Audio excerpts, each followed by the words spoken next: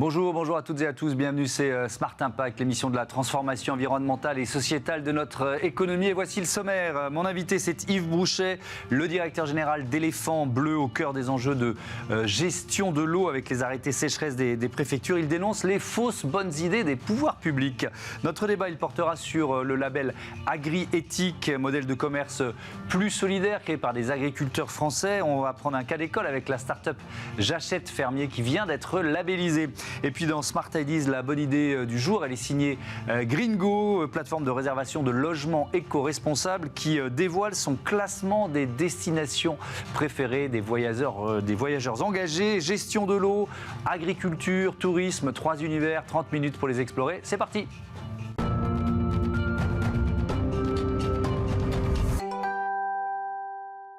Bonjour Yves Brouchet, bienvenue. Bonjour. Vous êtes le directeur général d'Éléphant Bleu. Et puis vous avez également participé à la création d'EcoCert qui certifie et qui valorise les pratiques durables, bref, les enjeux de transformation environnementale. Vous connaissez, on va parler des arrêtés anti-sécheresse, du guide sécheresse, de ce que vous dénoncez, vous dites les fausses bonnes idées des pouvoirs publics. D'abord quand même, un petit mot de présentation d'Éléphant Bleu. C'est combien de stations de lavage, combien de franchisés aujourd'hui? C'est 450 stations de lavage en France. 200 gérants, entrepreneurs franchisés qui font la marque et font le réseau sur un marché qui a au global environ 10 000 stations. Il y a 10 000 stations de lavage en France qui font du lavage des automobiles. Je voudrais qu'on revienne un peu sur ce qui s'est passé l'été dernier. Il y a eu évidemment des arrêtés anti-sécheresse dans quasiment presque tous les départements français. C'était plus de 90, c'est ça? Oui, en fait, quand on regardait la carte de sécheresse, en fait, par département, tout était rouge, tout était en crise. Alors maintenant, c'est un peu plus complexe que ça, sachant qu'on parle de bassin versant quand on est en sécheresse. Oui. Et donc, on avait des situations dans lesquelles les départements étaient rouges, mais il y avait des morceaux qui étaient rouges, des morceaux en fonction des bassins versants et hydrographiques de chaque département. Et alors, pour vos stations de lavage, ça a représenté combien de jours de fermeture et puis surtout avec quelles conséquences financières? Alors, c'est assez dramatique puisque en fait, il y a jusqu'à... Alors ça, je parle au niveau du marché même. On a une bonne mesure du marché puisque avec 450 stations, on commence sur l'ensemble du territoire et avec des grosses stations qui sont capables de laver beaucoup de voitures. On est représentatif et on a eu jusqu'à 40% du réseau touché. Donc c'est énorme. Avec, je dirais, au pire, on va dire, mais malheureusement, ça va se reproduire, des fermetures jusqu'à 6 mois, sans indemnité, sachant que un chiffre d'affaires moyen dans la profession, c'est de l'ordre de 20 000, on va dire 20 000 euros par mois. Et donc, du jour au lendemain, c'est zéro. D'accord. Et évidemment, vous l'avez dit, ça risque de se reproduire et donc il faut anticiper cette situation-là. Elle ne va pas pouvoir se renouveler chaque été pour les stations de lavage en général en France. Vous dénoncez, je l'ai dit, les fausses bonnes idées des pouvoirs publics en matière de gestion de l'eau. Et pourquoi fermer les centres de lavage? Ça en fait partie, selon vous. Au-delà du fait que ce soit votre cœur de business, on le comprend bien. Oui, bien sûr. On comprend aussi les préfets ou en l'occurrence le ministre de la transition écologique. Oui. On cherche en fait à agir. On cherche à essayer d'être en maîtrise et de proposer des solutions pour effectivement faire face à cette sécheresse et au risque que tout politique veut absolument éviter, à savoir coupure d'eau, coupure de l'eau potable, coupure dans les foyers, dans les hôpitaux, etc. Donc une situation qui potentiellement est dramatique. Donc on comprend ça. Par contre, en fait, les stations de lavage sont prises je dirais entre guillemets en otage, et c'est une sorte de prise d'otage en communication, puisque quand on dit ok, vous pouvez arrêter de laver votre voiture, on dit c'est pas grave, et puis ça va faire des économies. Et là, fausse bonne idée, pourquoi? Deux choses. D'abord, la consommation d'eau. En consommation d'eau, la totalité de l'eau consommée pour laver le parc véhicule en France, ça équivaut à une mégabassine On connaît le sujet des méga-bassines. Il y a 1000 méga-bassines qui sont prévues en France dans les tuyaux, si j'ose dire. La totalité de la consommation du lavage véhicule... Dans les centres de lavage. Dans les centres de lavage, c'est une méga-bassine. Donc vous nous dites que ce n'est pas si énorme. Pourquoi ? Parce que c'est de la pulvérise. Enfin, je ne suis pas technicien, mais on n'utilise pas tant de litres d'eau que ça pour laver une voiture dans vos centres. Quand vous lavez à domicile, ce qui est rigoureusement interdit, quand on lave à domicile, alors pourquoi c'est interdit ? C'est parce que ça pollue fortement et puis ça consomme énormément d'eau. On est à 330 litres d'eau par lavage de véhicule. En station spécialisée, en station professionnelle, vous êtes 60 litres sur la technologie haute pression. Éléphant bleu, je dirais, et l'inventeur de cette technologie, en tout cas le précurseur. Vous avez ensuite de l'automatique avec les rouleaux. C'est la voiture, on pose sa voiture et puis il y a un lavage automatique. Là, on est à peu près sur des programmes qui sont peu économes en eau. On va être à 180 litres. Donc, il y a un rapport en litrage entre lavage à domicile et la professionnelle qui est énorme. Mais quand il y a un arrêté anti-sécheresse, qu'un centre de lavage doit fermer, vous nous dites quoi ? Vous nous dites qu'il y a des gens qui lavent quand même leur voiture chez eux, c'est ça ? Alors, nous, ce qu'on a constaté, et ce que les services de l'État ne veulent pas voir, ou en tout cas, on est sur des balances. En écologie, on est toujours sur des choix à balancer, on va dire, entre deux options. C'est que ce que le gouvernement aujourd'hui ne veut pas voir, c'est qu'en fait, on a une augmentation du lavage à domicile quand on ferme les stations de lavage. Nous, c'est Opinionway, août 2022, augmentation du lavage à domicile 12%. D'accord. Donc c'est une réalité. D'accord.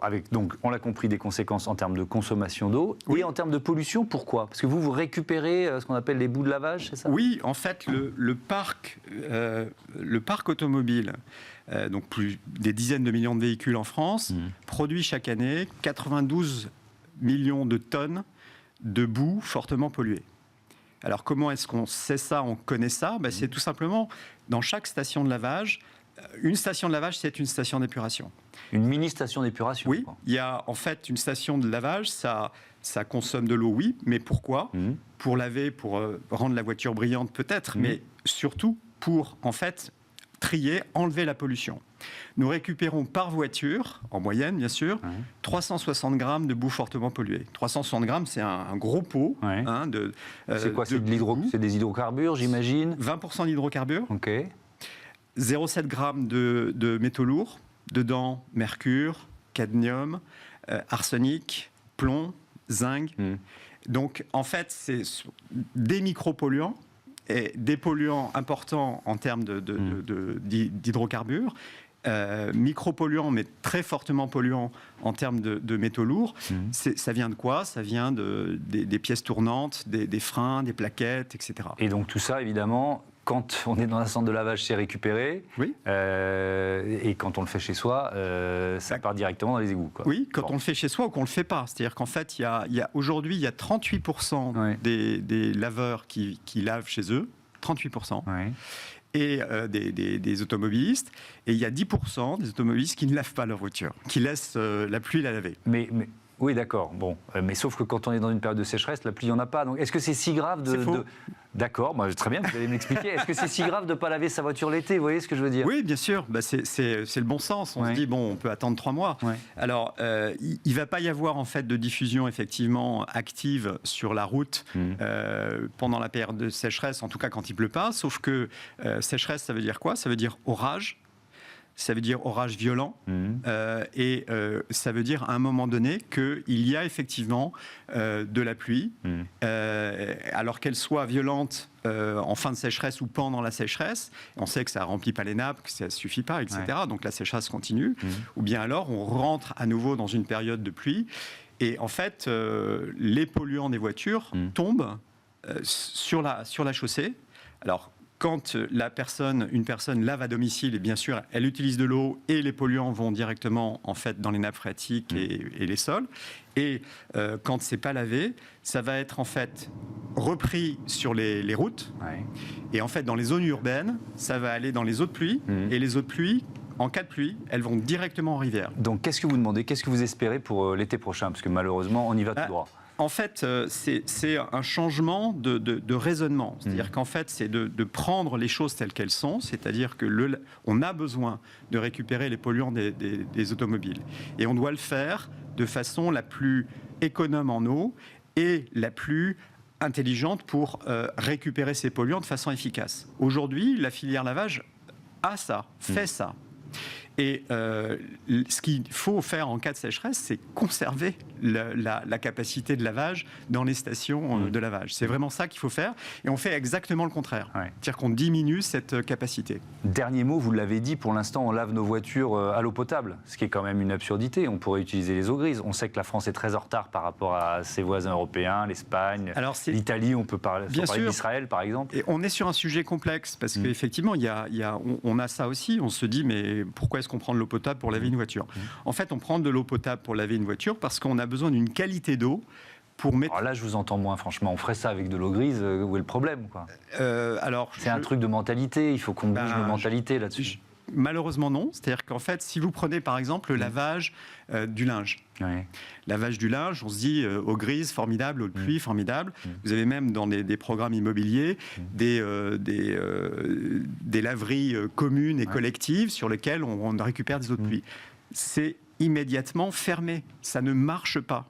L'eau dont vous parlez, qui est l'eau grise ou l'eau de pluie, en fait, ce sont des eaux acides qui sont extrêmement polluées et qui ne peuvent pas être utilisés pour en fait, avec des produits qui récupèrent les polluants et qui les trient. Donc on a ici des problèmes en fait technologiques et scientifiques. À régler. Merci beaucoup Yves Brochet, à bientôt sur Bismart. On passe à notre débat consacré au label agri-éthique.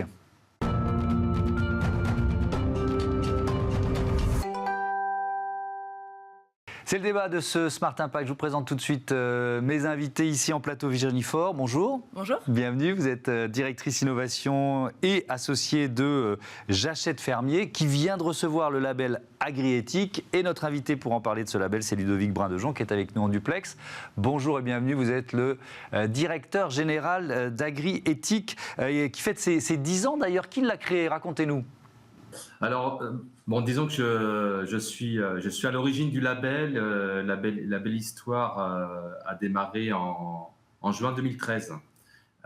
Et les agriculteurs du territoire m'ont permis justement de développer cette belle démarche. Alors, c'est quoi l'idée? C'est quoi le principe de ce label agri-éthique? Le principe est assez simple en fait. Notre objectif dès le départ a été de se déconnecter de la volatilité des matières premières. Vous le savez, le prix des matières premières est connecté à un marché qui est extrêmement volatile. C'est-à-dire qu'on l'a vu cette année, par exemple, le prix du blé cette année est passé de, on va dire, 220 € la tonne à 430, 440 € la tonne. Donc vous imaginez, dans ces conditions-là, c'est extrêmement compliqué d'avoir des relations sereines entre les acteurs.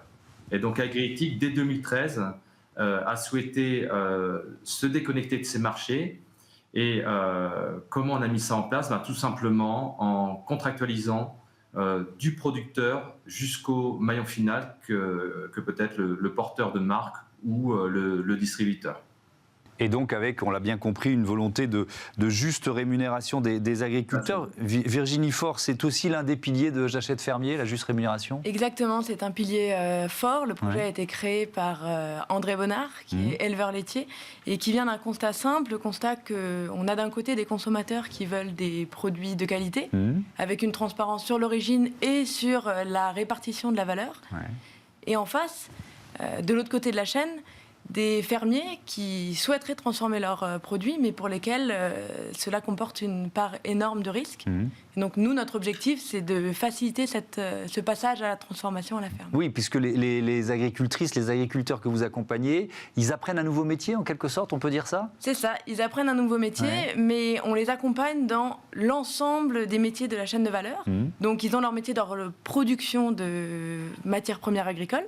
Donc c'est forcément du lait ou ça peut être d'autres productions? Pour l'instant, on travaille uniquement avec la filière laitière. D'accord. Mais on ambitionne aussi de se diversifier et de travailler avec d'autres filières agricoles. Donc il y a le lait au départ, on va prendre cet exemple-là.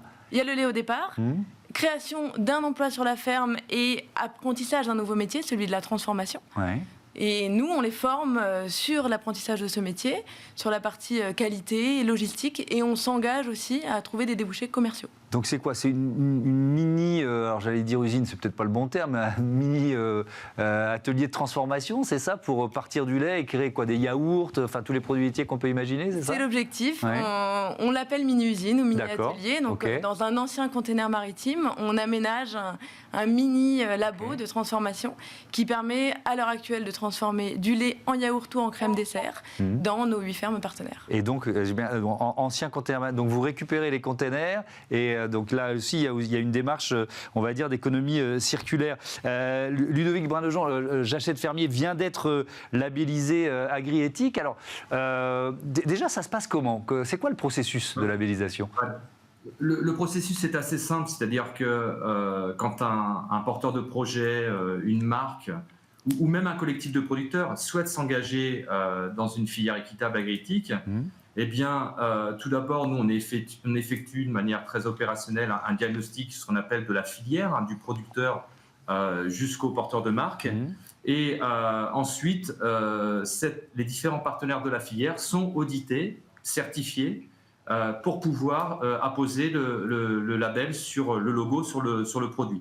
Donc ensuite, on va retrouver ce produit dans tous les circuits de distribution, que peut-être les grandes surfaces, même la boulangerie artisanale, les collectivités, etc.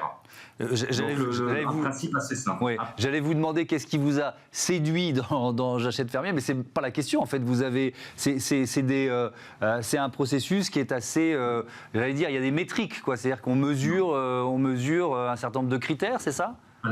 Alors, Thomas, vous avez raison. Maintenant, au-delà de l'aspect très technique, comme je l'ai précisé, de la contractualisation, qui est vraiment le noyau dur de la démarche, on s'intéresse bien sûr aux valeurs et aux convictions du porteur de marque. C'est-à-dire que quand un acteur s'adresse à nous pour certifier un produit, nous, ce qui nous intéresse, c'est vraiment qu'il engage ce processus sur l'ensemble de sa marque et non sur une partie de sa gamme, si vous voyez où je veux en venir. C'est-à-dire que c'est vraiment une stratégie d'entreprise de s'engager dans le label agri-éthique. Virginie Faure, il change quoi pour vous, ce label? Il change beaucoup de choses. Nous, l'objectif initial, c'était notamment de pouvoir accéder à un marché qui est celui des collectivités et de la restauration collective. D'accord. Dans le cadre de la loi Egalim, les cantines scolaires, par exemple, doivent avoir une partie de leurs approvisionnements alimentaires qui sont sous signe de qualité. Le label agri-éthique commerce équitable fait partie de ces signes de qualité distinctifs. Donc ça vous ouvre un marché d'une certaine façon. Ça nous ouvre un marché, exactement. Ouais. Mais c'était aussi un moyen de valider un peu notre engagement, puisque, comme disait Ludovic, pour nous, c'est au cœur de notre modèle. La rémunération des fermiers est au cœur du modèle Jachette Fermier. Et on voulait aussi valider cet engagement via le label agri-éthique. Mais alors, est-ce que pour obtenir ce label, vous avez dû modifier certains process ou augmenter un niveau d'exigence, ou est-ce que finalement, dans l'ADN de l'entreprise, il y avait une volonté, un chemin qui vous amenait naturellement à ce label ? On a beaucoup progressé, c'est quelque chose qu'on partage souvent avec Ludovic. On a pu, grâce au label agri-éthique, formaliser et structurer nos engagements sociaux en faveur de l'amont et de la production agricole. Un exemple concret, par exemple, on a dû créer, pour obtenir le label, un collectif de fermes officiel, structuré, donc la relation entre nous et nos fermes. C'est quelque chose qu'on avait en tête, mais qu'on n'avait pas formalisé. D'accord. Il y a 8 fermes partenaires aujourd'hui ? À l'heure actuelle, 8 fermes sur l'ensemble du territoire. Et j'imagine pas mal de fermiers, d'exploitants qui voudraient bien vous rejoindre ? On a plusieurs demandes. Notre objectif à court terme, c'est de pouvoir vendre toute la production. Comme on s'engage auprès de nos fermes sur la commercialisation de leurs produits, il faut d'abord qu'on sature les mini-usines actuelles avant de déployer de nouvelles fermes. Quelques chiffres concernant ce label agri-éthique. 1692 exploitations agricoles labellisées, plus de 1000 boulangeries dans 81 départements. Il y a aussi des boulangeries artisanales indépendantes. Et puis, vous l'avez évoqué, Ludovic Brun-Dejean, 53 filières certifiées. Cette notion de filière certifiée, pourquoi c'est important ? Vous l'avez un peu évoqué, mais je veux bien qu'on rentre dans le détail. C'est vraiment le point essentiel de la démarche. C'est vrai que c'est un peu technique, mais l'unicité du label ou la particularité du label, je reviens, c'est la contractualisation vraiment du producteur On ne part pas du collectif, vraiment du producteur. Ce qui permet d'apporter la garantie au consommateur que la rémunération va bien jusqu'au producteur et ne s'arrête pas au collectif. Et ensuite, tous les maillons de la filière, donc c'est-à-dire le collectif de producteurs, ça peut être le premier transformateur, le metteur en marché, s'engagent également sur la base d'un prix, d'un volume et d'une durée, je ne l'ai pas précisé, minimum de 3 ans. Ce qui fait que pendant cette phase-là, on ne parle plus de prix et on a beaucoup plus de temps de parler de transition environnementale, transition agroécologique, de bien-être animal. Donc là, il y a vraiment un bénéfice, si je peux me permettre, collatéral de cette contractualisation pour permettre cette transition. Et le fait que l'ensemble des acteurs soient engagés comme ça dans cette contractualisation dans la durée, comme vous l'avez vu, ça permet je dirais, d'avoir un prix équitable pour l'agriculteur, mais ça nous permet, et surtout dans le contexte actuel, de protéger le pouvoir d'achat du consommateur. Parce que, comme je vous l'ai dit, on est déconnecté des marchés. On tamponne complètement les marchés. Donc finalement, on a la possibilité de mettre à disposition du consommateur un produit équitable, accessible et qui rémunère justement le producteur. Est-ce que ça veut dire, Ludovic Brandjon, que ça permet aussi à des agriculteurs, par exemple, de faire des investissements qu'ils ne pourraient pas faire, notamment en termes de transformation environnementale ou de transformation sociétale? Tout à fait, et c'est ça la particularité du commerce équitable, et c'est réglementaire. On doit mettre en place ce qu'on appelle un fonds collectif, un fonds de développement, un fonds d'innovation. J'utilise plusieurs termes pour essayer d'être plus clair. Et ce fonds, en fait, vient en plus du prix payé producteur pour lui permettre justement d'engager des actions environnementales. Je vais prendre juste un exemple pour bien vous expliquer la philosophie des filières en commerce équitable.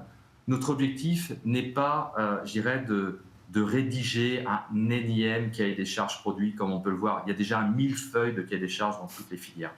Nous, notre objectif, c'est de redonner de l'autonomie au producteur qui puisse lui-même faire une cartographie des bonnes pratiques à mettre en place sur son exploitation et ensuite de mesurer les progrès qu'il a réalisés. Donc on n'est pas une démarche élitiste, on est plus dans une philosophie de démarche de progrès, démarche d'amélioration continue. Ouais. Virginie Fort, dernière question avec vous. Je reviens aux consommateurs. Parce que là, on est aussi dans une garantie de traçabilité. Enfin, il n'y a pas mieux, d'une certaine façon. C'est une demande très importante, ça aussi? C'est une demande. On a plus de 85% des consommateurs qui font confiance aux produits de petits producteurs. Et parfois, ils ont du mal à trouver ces produits en rayon. Et nous, on souhaite apporter de la visibilité aux produits et transformer directement à la ferme. Merci beaucoup, merci à tous les deux. À bientôt sur Bismart. Bon vent au label Agri-Éthique. On passe à notre rubrique Start-up. On va parler de tourisme tout de suite.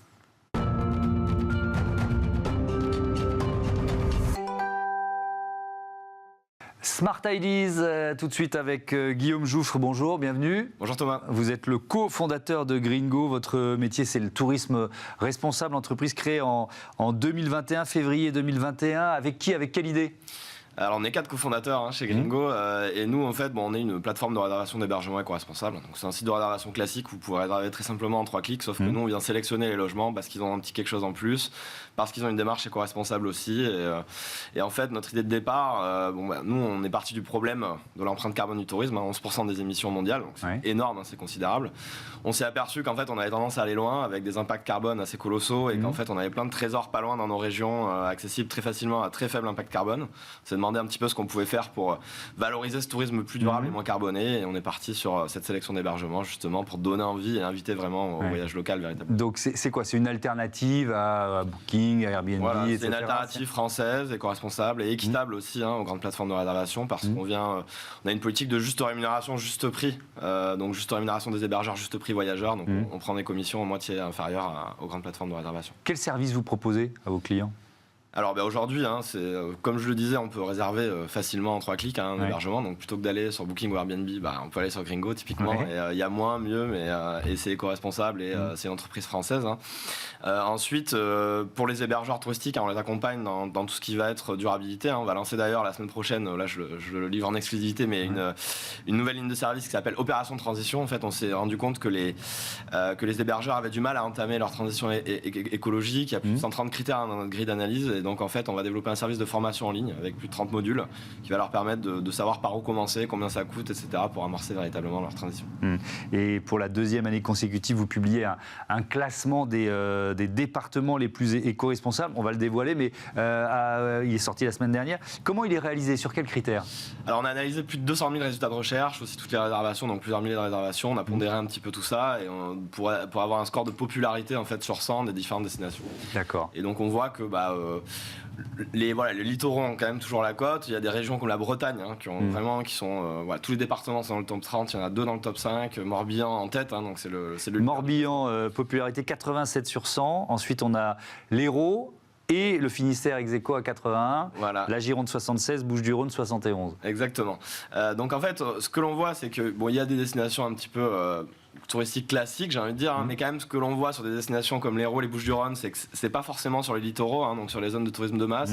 On voit en fait que les gens vont chercher des choses un petit peu hors des sentiers battus avec des destinations comme la Dordogne, l'Ardèche, la Drôme dans le top 10 par exemple. Il y a aussi des surprises, typiquement la Corse, on a été surpris par moi aussi je la cherchais dans les 10 premiers, elle y est pas. Et ça, notre interprétation, c'est que c'est le signe un peu d'une population qui prend conscience des enjeux environnementaux liés à l'avion. La Corse est difficilement accessible de manière peu carbonée, en général c'est avion ou alors c'est ferry. Et donc en fait notre analyse c'est celle-là en fait, c'est que les gens veulent voyager plus en train, plus localement dans des destinations plus accessibles. On le voit aussi à travers notre filtre gare à proximité. On a une des seules plateformes à avoir ce filtre pour trouver des logements pas loin des gares. Et ça a été un des filtres les plus utilisés en 2022. Donc ça fait le lien aussi avec ça. Pourquoi vous publiez ce classement? Il y a un objectif de pédagogie aussi, de mettre en valeur ceux qui ont entamé, justement, vous l'évoquiez, la transformation environnementale? Oui, et je pense que c'est important de mettre en valeur nos territoires aussi, de dire qu'on a des actifs touristiques patrimoniaux exceptionnels. Il n'y a pas besoin d'aller à des milliers de kilomètres, quoi. Il n'y a pas besoin d'aller au bout du monde pour passer de bonnes vacances. C'est un petit peu ça notre mojo. Aussi, on veut mettre en valeur les territoires, parce que on a plein d'offices de tourisme, plein de comités départementaux, plein de comités régionaux qui font un travail exceptionnel dans la promotion de ces destinations. Et nous, on doit aussi les aider, les mettre en valeur sur tout ce qui est fait dans ces territoires. Et c'est ça aussi. Mais alors le paradoxe, c'est que le succès d'un département, ça pourrait aussi lui nuire, parce que les touristes qui viennent chez vous, j'imagine qu'ils fuient aussi le tourisme de masse, quoi. Donc, tout à fait. Alors on voit cet équilibre, quoi. Voilà, on voit certaines destinations qui ont fait du démarketing, comme on dit, par exemple les falaises d'Étretat, les calanques de Marseille, etc., pour éviter de saturer ces espaces-là. Mais nous, ce que l'on veut faire aussi avec ce classement, on publie un top 50 aussi, c'est de dire qu'il y a plein de territoires en fait, donc il y a beaucoup de choses, on peut aller partout. Il y a plein de territoires où finalement qui sont peut-être un peu plus bas dans le classement, donc ça veut dire qu'il y a des choses à faire aussi en termes de promotion. Donc l'idée en tout cas, c'est de dire on peut aller un peu partout en France et il y a une richesse exceptionnelle. Et je pense qu'il faut en profiter et c'est possible, bas carbone, avec peu d'impact. Très vite, la Dordogne qui était première l'an dernier, 6e cette année, c'est pas si grave, c'est ça? Parce qu'on reste dans le top 10? Non. Comment ça s'explique? Alors c'est difficile, je dirais que c'est des tendances de voyage, c'est aussi des flux. C'est difficile à vraiment comprendre les variations. Le Morbihan était 2e, où il passe premier, c'est assez linéaire. On a des destinations où c'est un petit peu plus volatile. Je pense que c'est lié aux efforts marketing aussi des territoires. Je pense que il y a certaines campagnes qui marchent moins bien, mieux.